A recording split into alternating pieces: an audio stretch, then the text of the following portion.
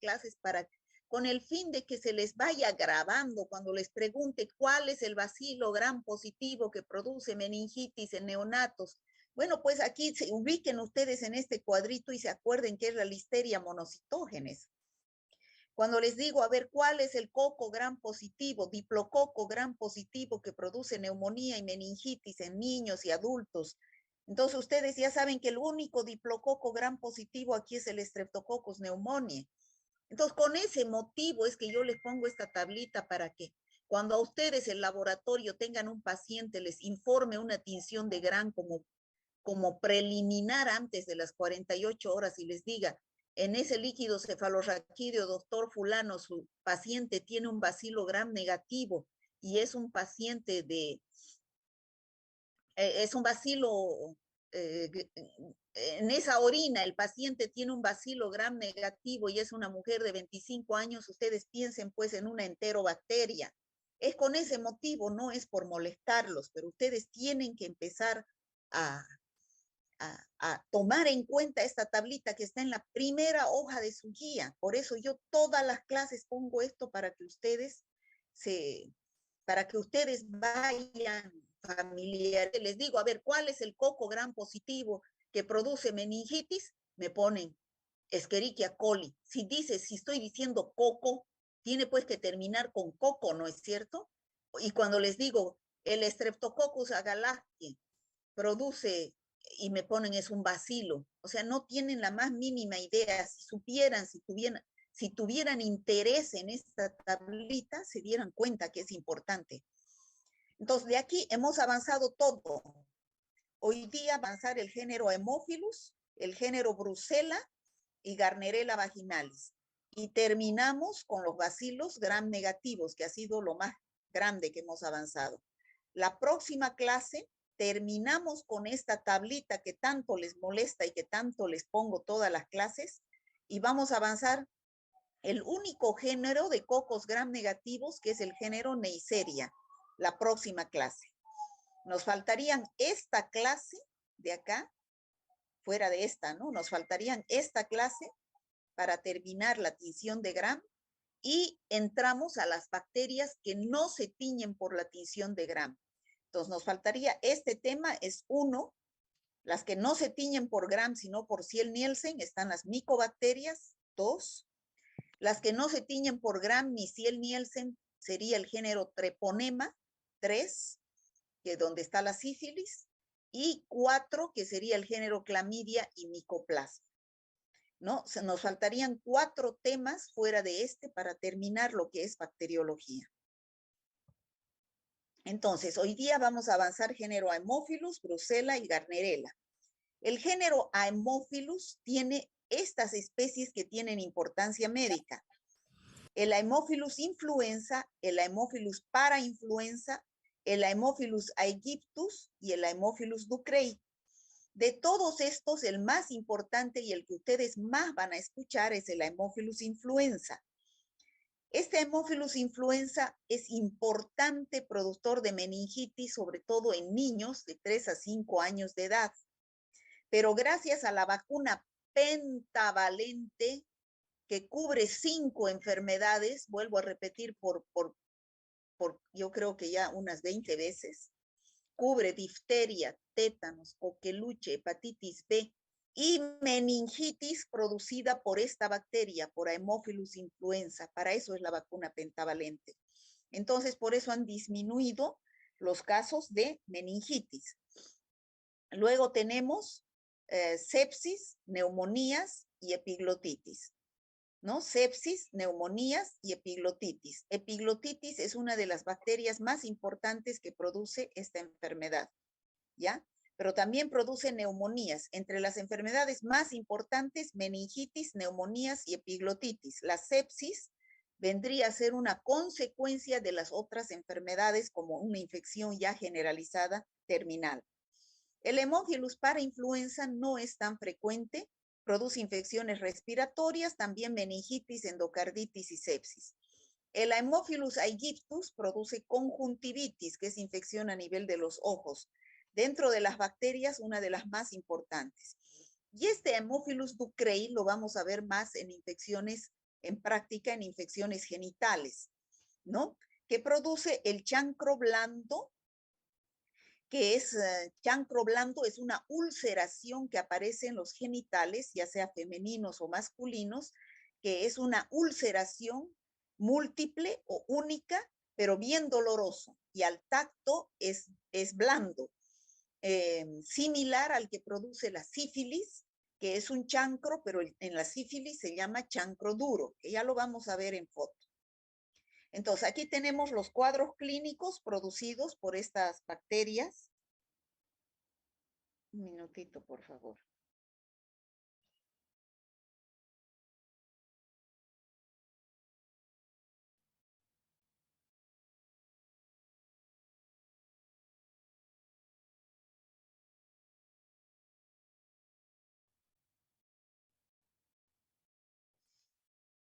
Entonces, aquí tenemos las infecciones producidas por el Haemophilus influenza, más importantes, como les decía, meningitis, la epiglotitis y la neumonía, son las más importantes a nivel del corazón, a nivel de las meninges y a nivel de la epiglotis. Ahora, también pueden producir otitis, pueden producir sinusitis por la proximidad que existe con las meninges, y también, como última, la bacteremia. El Haemophilus aegyptus, ya dijimos, conjuntivitis, y el Haemophilus ducreyi, el chancroide, ¿no? Que son los, aparecen los genitales y es el chancro blando, que ya dijimos. ¿Hasta ahí está claro, chicos? El género Haemophilus con sus especies. Sí, doctora. Sí, doctora. Sí, doctora. Ya. Sí, doctora. Vamos a empezar con el Haemophilus ducreyi. El Haemophilus ducreyi es el que produce una infección de transmisión sexual, como les decía, chancro blando, que aparece en los genitales. Chicos, este es un chancro, ¿ya? Es una lesión ulcerosa. Ulcerosa quiere decir como una herida. Ya ustedes han visto infecciones de piel y tejidos blandos en la anterior clase, ya saben lo que es úlcera. Pero en el caso de que sea chancro, tiene los bordes levantados y bien definidos. Ya, estos son los bordes bien levantados y bien definidos. Ya, bien redonditos, fíjense, ¿no? A diferencia del herpes genital, que también se presenta así, pero los bordes son irregulares y no son levantados los bordecitos, ¿ya? Esto es el chancro blando. Igualito es la sífilis. O sea, cuando ustedes tengan un paciente que venga con esta patología, ya sea hombre, como en este caso, o mujer que aparece en la vulva, van a ver estas lesiones. Son igualitas, la sífilis, que es el chancro duro, el primer estadio de la sífilis, o el chancro blando, que es el Haemophilus ducreyi, que es un bacilo gram negativo. La sífilis es una espiroqueta, no es bacilo ni es coco, es una espiroqueta, un espirilo, ¿ya?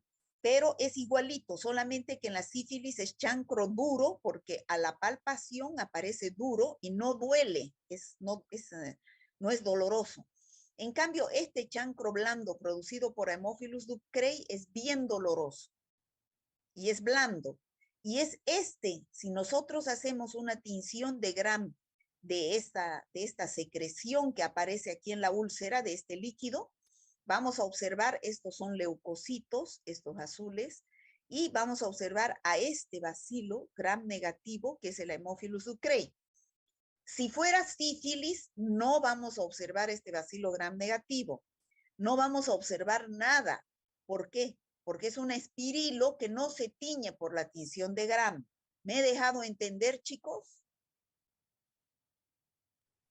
Sí, doctora. Ya.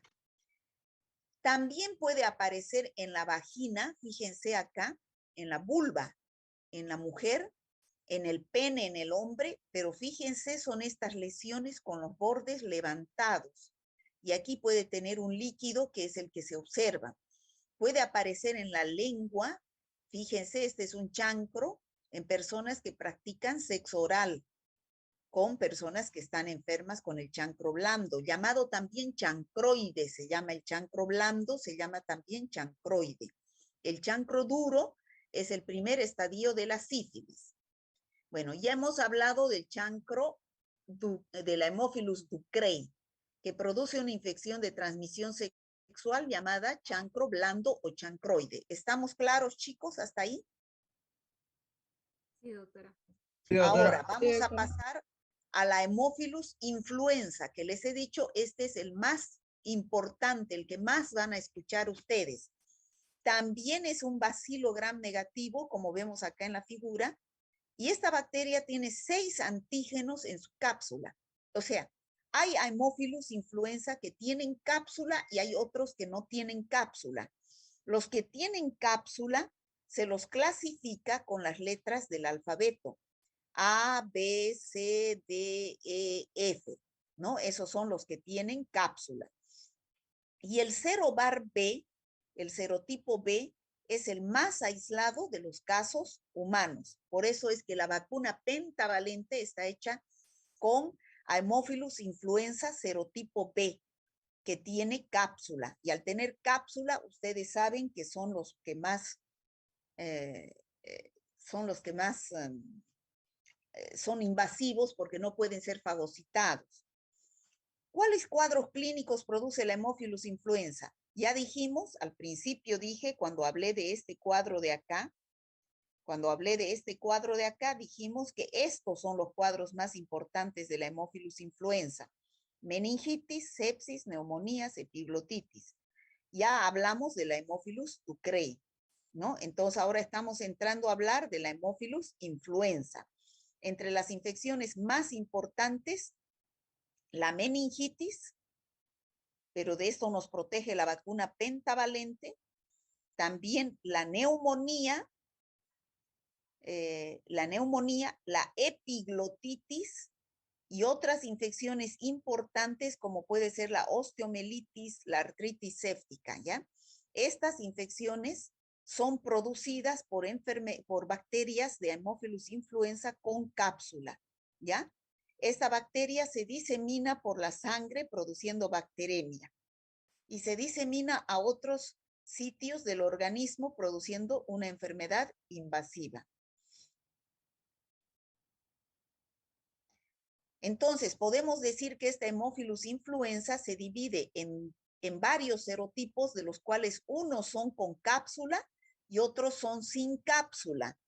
Los que son con cápsula producen infecciones más graves, como por ejemplo la epiglotitis, la meningitis, la neumonía, la celulitis, que ustedes ya saben que es una infección de piel y tejidos blandos. En cambio, las cepas no capsuladas producen infecciones menos graves, como ser la otitis media, la bronquitis. Aquí tenemos cómo ingresa estas cepas no capsuladas de Haemophilus influenza a través de la vía respiratoria y se distribuye por el aparato respiratorio hacia el tracto respiratorio inferior. Estas son las cepas no capsuladas, produciendo otitis, produciendo sinusitis, pueden producir traqueobronquitis e incluso neumonía. En cambio, aquí fíjense cómo ingresan estas cepas que no tienen cápsula, ¿no?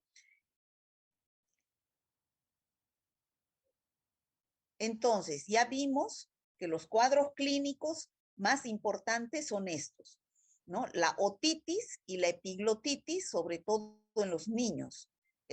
Otitis, sinusitis, faringitis. La epiglotitis es la infección más importante en los niños, donde aparece a nivel de la epiglotis un edema eritematoso, o sea, rojo. Algunos libros dicen que aparecen en forma de frambuesa y el niño tiene dificultad para respirar. Los niños entre 3 a los 8 años de edad aparece la epiglotitis. Entre las infecciones más importantes también está la meningitis, que ya hemos dicho que el serotipo capsulado y el serobar B es el más importante. En los niños de 3 meses a 7 años de edad, tuviendo una mortalidad del 12%. Pero en este caso ya estas enfermedades han sido disminuidas debido a la vacuna pentavalente. También produce celulitis en la cara, sobre todo después de una infección respiratoria.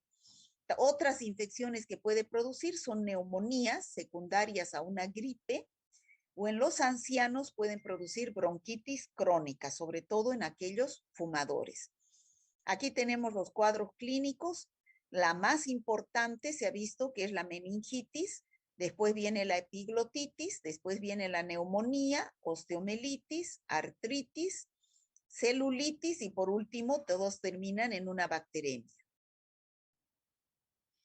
Aquí tenemos la meningitis precedida por signos y síntomas de infección respiratoria superior, una infección a nivel de las meninges en niños que no han sido vacunados con la pentavalente. Aquí tenemos la epiglotitis, fíjense, esta es una epiglotis normal y cuando se inflama tiene el aspecto de frambuesiforme, entonces se inicia repentinamente, el paciente tiene fiebre, inflamación de la laringe, aparece con ronquera, tos apagada y tiene un estado de postración que avanza rápidamente en 24 horas, lo cual dificulta su respiración y se escuchan ruidos en la inspiración. Luego tenemos la celulitis, que aparece generalmente, ya dijimos, en la cara, es una celulitis facial, donde el paciente tiene fiebre, irritabilidad, inflamación de color azul rojiza. El paciente tiene fiebre y puede presentarse bacteremia por alguna de estas causas. Y ya dijimos que las cepas que no tienen cápsula pueden producir infecciones más leves como la otitis, bronquitis crónica, conjuntivitis. La neumonía es una de las infecciones más importantes. Fíjense, aquí tenemos los pulmones limpios y cuando está con infección por Haemophilus influenza se llenan de pus, ¿no? Y esa es la flema que se expulsa en un paciente que tiene esputo. También otra forma de diagnóstico auxiliar es la radiografía, que es mucho más importante, ¿no? Y aquí tenemos la otra infección importante, que es la meningitis, ¿no? Que ya dijimos varias veces. Que ya dijimos los signos y síntomas de una meningitis en la anterior clase.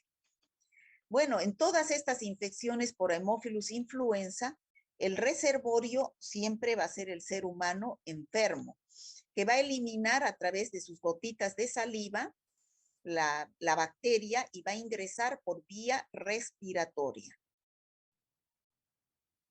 Los factores predisponentes van a ser la edad, generalmente los niños de 3 meses a 7 años y los ancianos, sobre todo aquellos ancianos que fuman, siendo la nicotina un excelente caldo de cultivo para hacer bronquitis crónicas, ¿no?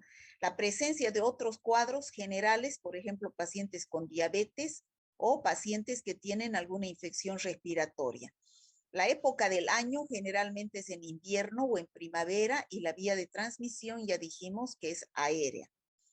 ¿Cómo hacemos el diagnóstico? Ante la sospecha de cualquiera de estas infecciones, ustedes como médicos, si es una faringitis o una epiglotitis, hay que tomar una muestra del exudado faríngeo. Si es una neumonía o bronquitis, lo del esputo. Si es una otitis, secreción de oído. Si es una celulitis, hay que hacer una punción del absceso. Si es una meningitis, el líquido cefalorraquídeo, y si es una sepsis, sangre, ¿no? Se hace el examen directo, las tinciones de Gram y de Ziel-Nielsen, buscando leucocitos polimorfonucleares, y en la tinción de Gram, como vemos acá, vamos a ver bacilos Gram negativos de Haemophilus influenza. El medio de cultivo en el cual se siembra es el agar chocolate, que es este que se llama chocolate porque tiene el color de un chocolate, ¿no? El tratamiento va a ser con ampicilina y con cloramfenicol, que son antibióticos que llegan muy bien, sobre todo en los casos de meningitis, llegan muy bien a la barrera y traspasan muy bien la barrera hematoencefálica. Bueno, como profilaxis, vuelvo a repetirles por no sé cuántas veces ya, la vacuna pentavalente. En 3 dosis, la primera dosis a los 2 meses, 4 meses, 6 meses, y la de refuerzo a los 12 o 15 meses de edad, ¿no? Esa es la vacuna pentavalente para hemófilos influenzas, para meningitis producida por hemófilos influenza serotipo B. Y la quimioprofilaxis quiere decir si hay un niño que está en su casa con alguna infección de las que acabamos de decir por hemófilos influenza, a los que están sanos, para que no se enfermen, se hace quimioprofilaxis con rifampicina vía oral. Bueno, eso sería género Haemophilus. ¿Tienen alguna pregunta del género Haemophilus?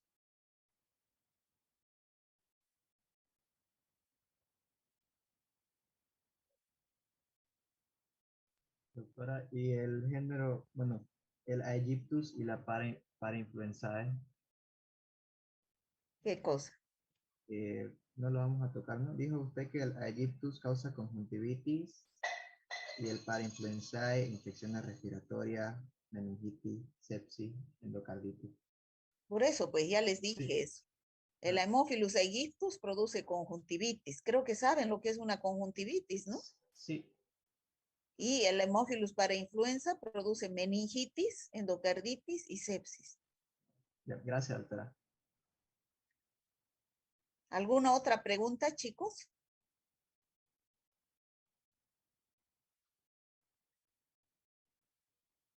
¿Está claro? Sí, doctora. Bueno, entramos entonces al género Brucella. Es otro bacilo gram negativo que produce una enfermedad llamada brucelosis. No sé si ustedes han escuchado hablar de la brucelosis. Más se presenta en los animales, ¿no? Y de los animales viene al hombre. ¿Qué se llama esa enfermedad que viene del hombre a los animales? ¿Zoonótica, doctora? Antroposonosis, chicos. Hemos avanzado ya varias enfermedades que son antropos, que producen antroposonosis. Antropo viene de hombre y zoonosis viene de animales. Antroposonosis, ya lo he dicho muchísimas veces, cuando hemos avanzado listeria, cuando hemos avanzado Bacillus anthracis. Hasta ahora no nos podemos recordar. Existen 4 especies. Brucella melitensis, que viene de las vacas. Brucella abortus, de las cabras. Brucella suis, de los cerdos. Y Brucella canis, de los perros. Bueno, seguimos en los bacilos gram negativos, ¿no? Vuelvo a poner el cuadrito. Hemos avanzado a Haemophilus y ahora estamos entrando al género Brucella. Esto es antroposonosis. Viene de los animales al hombre. Es un bacilo gram negativo. Dependiendo del tipo de Brucella, es la brucelosis humana, que es la que interesa a ustedes médicos, pero tienen que saber por epidemiología que es a consecuencia de una brucelosis en los animales. Ahí está la fuente de infección, ¿no? En los animales. Por eso se llama antroposonosis, ¿ya? ¿Cómo se produce la infección? Viene de los animales enfermos y puede ingresar al hombre por varias vías, igual que la listeria, a través de una herida del hombre en la piel. Por eso es una enfermedad profesional. Es más común en los ganaderos, en los veterinarios, en los de los carniceros que tienen contacto con los animales, ¿no? Aquí tenemos una herida en la piel.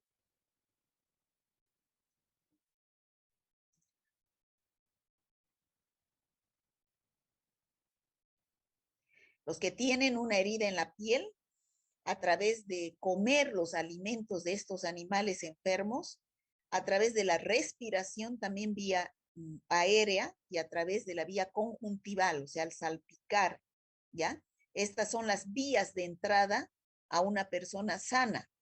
Estas son las vías de entrada.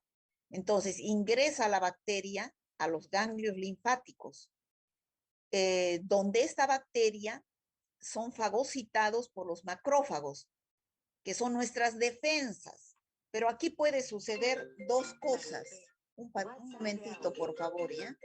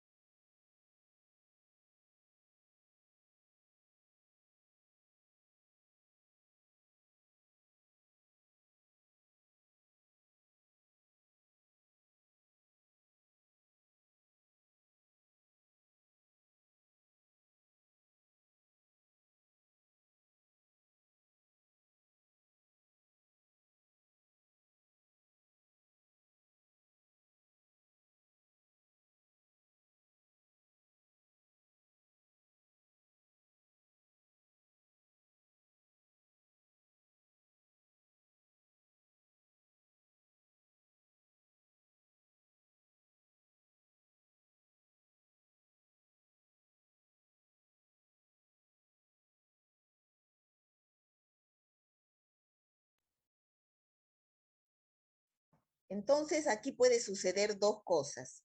Una vez que son fagocitados por los macrófagos, entonces aquí son destruidas las bacterias y entonces sería el fin de la infección. Cuando tenemos buenas defensas, entonces nuestros policías del organismo, que son los macrófagos, destruyen a estas bacterias y sería el fin de la infección. Pero cuando no tenemos buenas defensas y la carga bacteriana es demasiada, y muchas bacterias, estas logran sobrevivir en los macrófagos y es más, se multiplican y entonces pasan a la sangre, produciendo una bacteremia con una brucelosis aguda. Y a través de la sangre, estoy resfriada, chicos. Cada rato tengo que... Y a través de la sangre pasan hacia los huesos, ¿no? Pasan a los huesos, a las articulaciones y al hígado, produciendo ya una brucelosis localizada, ¿no? Produciendo una lesión anatomopatológica llamada granuloma, donde están los polimorfonucleares, linfocitos y células gigantes. Cuando hacemos una anatomía patológica, entonces vamos a ver esos granulomas que están llenos de estas células gigantes, ¿no? Y entonces, ¿cómo sabemos que el paciente tiene brucelosis? Ya saben que ustedes que un diagnóstico de una infección se establece en base a 3 parámetros fundamentales, que son la clínica, la epidemiología y el laboratorio. Lamentablemente en esta enfermedad, la clínica es bien inespecífica, no tiene signos y síntomas claros. Entonces, ¿qué es lo que nos ayuda a dar un diagnóstico de brucelosis? La epidemiología y el laboratorio. Cuando nosotros tenemos un paciente que tenga ganglios inflamados, fiebre de origen desconocido, que no se dé el lugar de la infección, tenemos que preguntar si es un paciente que viene del campo o si está en contacto con animales. Ese es un signo epidemiológico importantísimo, ¿no? Porque es un problema médico, porque se enferman los humanos, sanitario, pero también económico, porque se pierde mucho dinero en el ganado que se muere al estar con esta enfermedad. Y hemos dicho que nos viene de las cabras, la brucela abortus, la brucela de las ovejas, de los cerdos, la brucela suis, y de las vacas, la brucela melitensis, ¿no? ¿Cómo sabemos entonces decir si es un paciente que está en contacto con estos animales? Y si estos animales mueren, ¿cómo se sabe que estos animales están enfermos? Porque presentan ortioepididimitis. ¿Qué significa eso? Inflamación de los testículos. En los animales, estoy hablando, en los animales machos. Y las hembras presentan mamitis, las mamas inflamadas, y cuando están preñadas, entonces se puede producir el aborto en las hembras. ¿Y cómo es la clínica del paciente, no? Después de un periodo, y hemos dicho que es totalmente inespecífica, entonces después de un periodo de incubación que varía de 5 días hasta varios meses, en promedio unas 2 semanas, va a aparecer un periodo prodrómico, ¿no? Un periodo prodrómico en la fase febril. Periodo prodrómico, ya saben ustedes qué es, ¿no es cierto?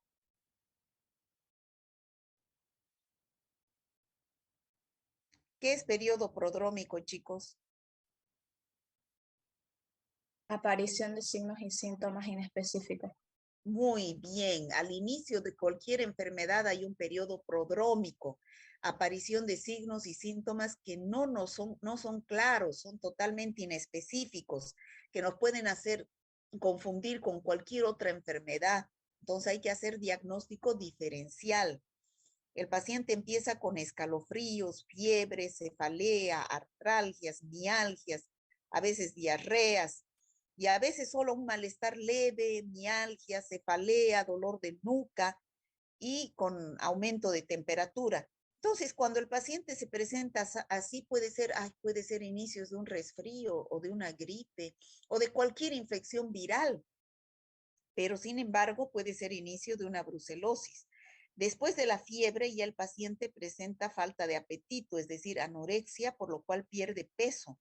Dolor abdominal, articular, continúa la cefalea, el dolor de espalda, debilidad, irritabilidad, insomnio, depresión e inestabilidad emocional. Aparece esplenomegalia, adenopatías, es decir, el hígado graso, el vaso está grande, el hígado grande, y aparece sobre todo las adenopatías, los ganglios inflamados. Entonces, estos ya son con negrilla, ya son signos medios específicos, aunque no tanto de una brucelosis. Si es un paciente que viene del campo y está en contacto con animales, y si ustedes les preguntan si los animales han muerto o están con alguna de esas enfermedades que dijimos, orquiopididimitis, el macho, mamitis o abortos a repetición, la hembra, podemos sospechar de una brucelosis. ¿Cómo la confirmamos, chicos? Laboratorio. Con Laboratorio. el laboratorio. Entonces aquí el laboratorio pesa mucho, ¿no? El laboratorio, porque la sintomatología en la brucelosis humana es totalmente polimorfa. Algias y fiebre, astenia, ya dijimos, osteoartritis, ¿no? Puede volverse crónica con artralgia, es decir, dolor de las articulaciones, parestesias, o tener infecciones asintomáticas. Entonces, el laboratorio es el único, pero para eso nosotros pues tenemos que saber, tenemos que tener idea de lo que es una brucelosis, ¿no es cierto? Tenemos que tener idea de la parte clínica, la parte epidemiológica, para saber y tener sospecha de que existe esta enfermedad y que nos puede venir de los animales. Entonces, ¿qué pedimos? Como es una infección generalizada, va a la sangre. Entonces, ¿qué tenemos que pedir? Un hemocultivo, cultivar la bacteria de la sangre.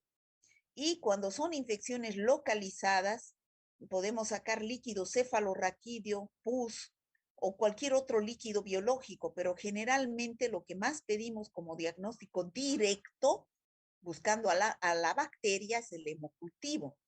Ahora, como diagnóstico indirecto, es decir, buscar anticuerpos, no al antígeno, no a la bacteria. Directo ya saben que es buscar al microorganismo. Indirecto es buscar los anticuerpos que produce esta bacteria sacando sangre al paciente.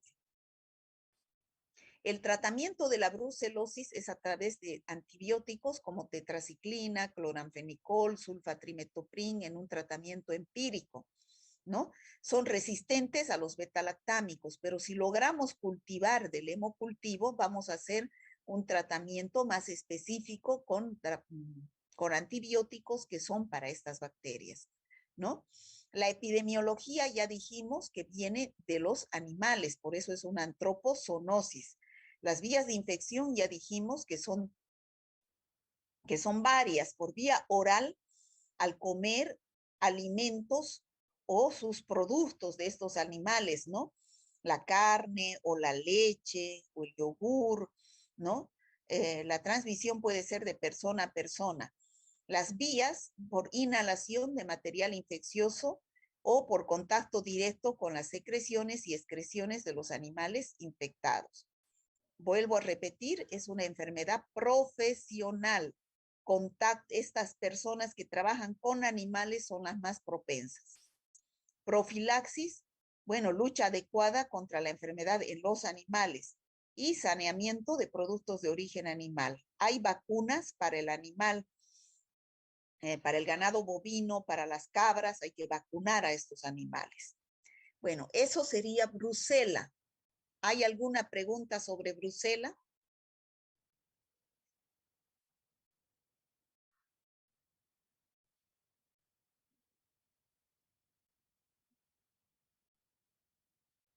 Chicos, ¿hay alguna pregunta sobre brucela?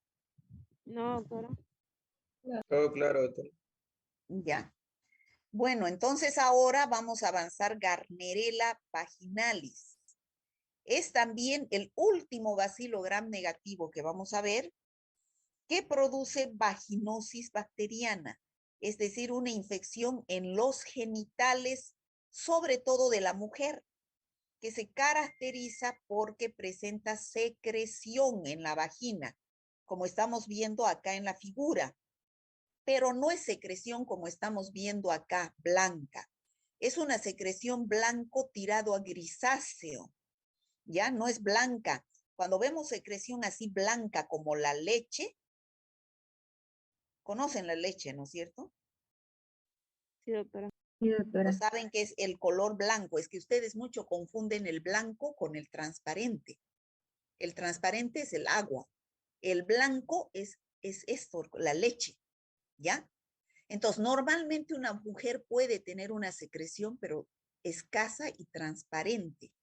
Cuando ya aparece un líquido que tiene color y que tiene olor y que es en mayor cantidad, ya se sospecha de una infección llamada vaginitis o vaginosis, ¿ya? En el caso de la Gardnerella, la secreción no es blanca, como estamos viendo acá, es blanca grisácea, es más gris y menos abundante, ¿ya? Algunas personas, mujeres, tienen Gardnerella vaginalis como microbiota vaginal, pero en muy pequeña cantidad. Pero en ocasiones se multiplica esta bacteria y por alteraciones de la flora vaginal puede producir vaginosis bacteriana. Se calcula aproximadamente 1 de cada 3 mujeres ha sufrido, dice alguna vez en su vida, sin tener relaciones sexuales, una vaginosis bacteriana. Esta no es una infección de transmisión sexual. Esta es una infección que hasta en las niñas puede aparecer porque es microbiota en muy pequeña cantidad en algunas mujeres. ¿Ya? Entonces, ¿cuáles son las manifestaciones clínicas? Cuando hay infección por esta bacteria que se llama Gardnerella vaginalis, se presenta la secreción no muy abundante, blanca grisácea, pero muy fétida, es decir, con un olor a pescado, ¿ya? Abundante grisácea. Y ese olor a pescado en el laboratorio se siente más todavía cuando se le agrega una gotita de hidróxido de potasio al 10%. Al agregarle esa gotita, entonces hay un olor a pescado que se llama el test de aminas, es lo que hacemos en el laboratorio, y se dice puede ser Gardnerella vaginalis. Le tomamos el pH a esa secreción vaginal y es un pH ácido. La mujer siente prurito, es decir, escozor, ¿ya? Y cuando hacemos una tinción de Gram de esa bacteria, vamos a observar las células guía o llamadas también células clave. ¿Cómo son esas células guía? Fíjense, estas son células epiteliales del epitelio vaginal de descamación. Entonces, fíjense cómo son los cocobacilos, aparecen tachonando las células epiteliales, tachonando, o sea, ¿qué significa tachonando? Dentro de las células epiteliales se llena de bacilos bien pequeñitos. Entonces, cuando el laboratorio a ustedes les informe en una secreción vaginal presencia de células guía o células clave, test de aminas positivo, ¿qué quiere decir? Olor a pescado. Ustedes van a pensar en Gardnerella vaginalis. ¿Está claro, chicos, lo que les digo? Sí, doctora. Sí, doctora. Sí, doctora. Ustedes no tienen que Sí, ver doctora. estas células guía. A ustedes el laboratorio les va a informar. ¿Está claro? Sí, Sí, doctora. doctora. Ya. Entonces, hoy día hemos avanzado los últimos 3 bacilos gram negativos. El género Haemophilus, donde el más importante es el Haemophilus influenza, donde está la vacuna pentavalente, que produce meningitis, epiglotitis y neumonía entre las más importantes. Haemophilus aegyptus, conjuntivitis. el Haemophilus ducreyi, que produce el chancroide o chancro blando, entre los más importantes del género Haemophilus. Hemos visto el género Brucella, la Brucella melitensis abortus suis, entre las más importantes, que es una antropozoonosis que viene de los animales a través de varias vías, pueden ingresar al organismo humano, puede ser al comer sus alimentos o sus productos, al inhalar a través de una herida. Por eso es una enfermedad profesional en personas que están en contacto con animales, pero sus signos y síntomas son totalmente inespecíficos, por eso la clínica no es importante. Lo más importante es la epidemiología y sobre todo el laboratorio, donde ustedes deben pedir un hemocultivo, que es lo más importante porque es una infección generalizada. Cuando sospechan de esta enfermedad en un paciente que tiene relación con animales, preguntándoles si esos animales han tenido orquioepididimitis o mamitis, ¿no? Y por último tenemos a la Gardnerella vaginalis, que produce vaginitis. No es una infección de transmisión sexual, puede aparecer en personas, hasta en niñas que no tienen relaciones sexuales, porque es microbiota en algunas personas en pequeña cantidad, pero cuando prolifera puede producir infección, produciendo una secreción blanca grisácea escasa, con olor a pescado al hacer el test de aminas, y que en la tinción de Gram se observan las células guía o células clave. El tratamiento de esta vaginosis o vaginitis bacteriana producida por Gardnerella vaginalis es un antibiótico llamado metronidazol o derivados imidazólicos. No es necesario hacer antibiograma. No está estandarizado el antibiograma para la vaginosis por Gardnerella vaginalis, ¿ya? El metronidazol o derivados imidazólicos como el tinidazol también se puede utilizar para esta bacteria en óvulos o en tabletas, ¿ya? También este metronidazol se utiliza para bacterias anaerobias, también se utiliza para parásitos como las amebas, ¿no es cierto? Doctora, una pregunta. ¿Ese signo que usted dijo sería la leucorrea? Leucorrea significa secreción vaginal. Eso significa leucorrea. Líquido que sale por la vagina. Pero no es la causante solamente la Gardnerella vaginalis. Aquí solamente hemos visto Gardnerella vaginalis. ¿De verdad?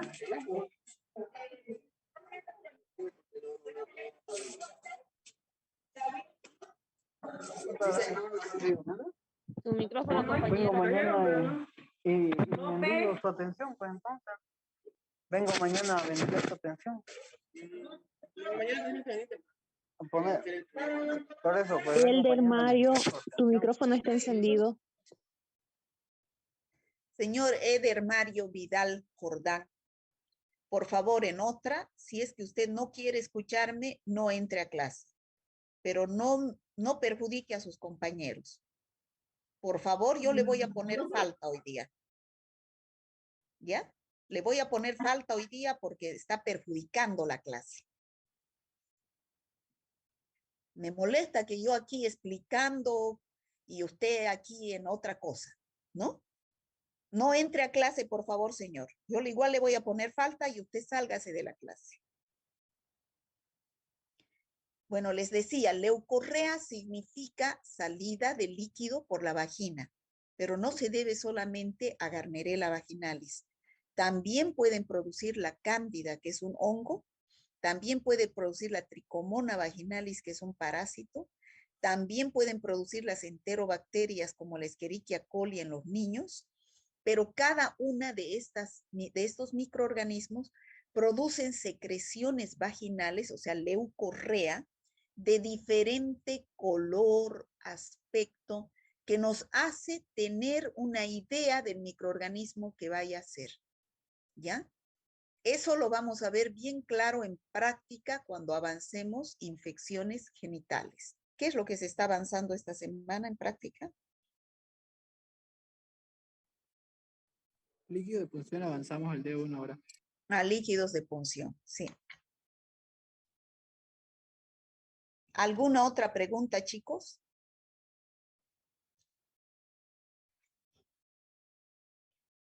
Disculpe, doctora, hoy va a tomar lista para todos, tanto al SEMA.